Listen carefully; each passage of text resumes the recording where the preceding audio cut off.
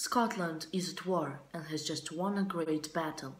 Macbeth, a general in the Scottish army, is the hero of the battle. On his way home afterwards, Macbeth and his friend meet three mysterious witches. Somehow, the witches already know Macbeth's name.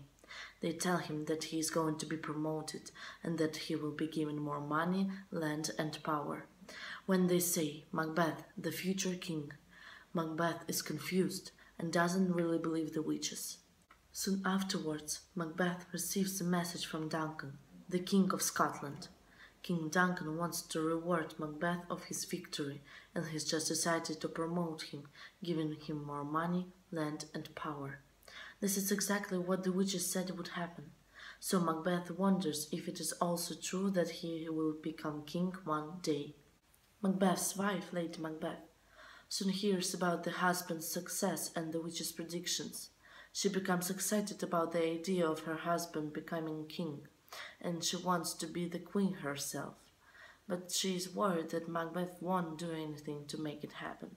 So she comes up with a plan to murder King Duncan, who is coming to stay at the Macbeth's castle that night.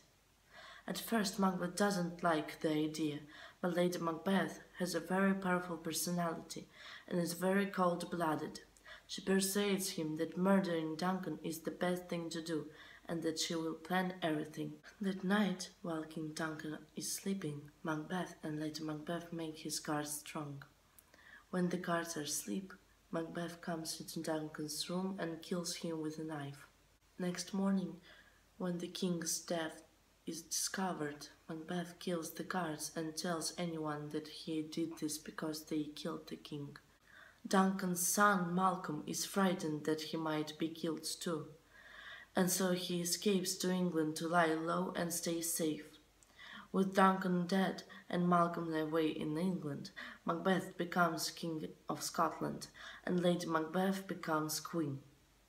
But Macbeth is worried that his friends might become his enemies and might want to kill him so that they can become king. So he hires murderers to kill his friends and their families. But now Macbeth starts imagining that he can see the ghost of his murdered friend. At dinner that night, the ghost appears to Macbeth, but no one else can see it.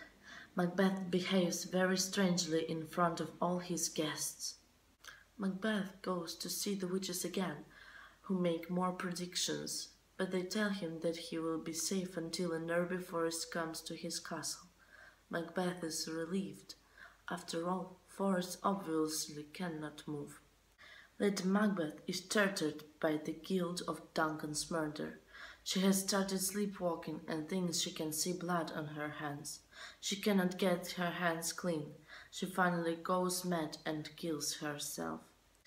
In the meantime, King Duncan's son Malcolm has actually organized an army in England to invade Scotland and punish Macbeth for killing his father. Macbeth's other enemies join with him, and the army march towards Scotland.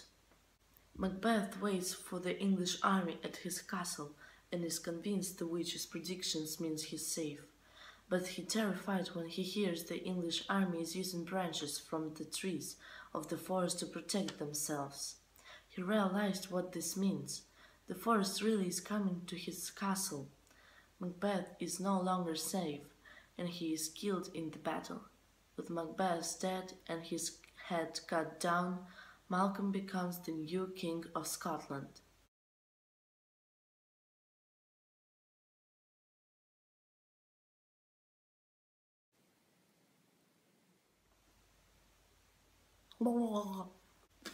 Блин, 5-й раз уже перечитываю.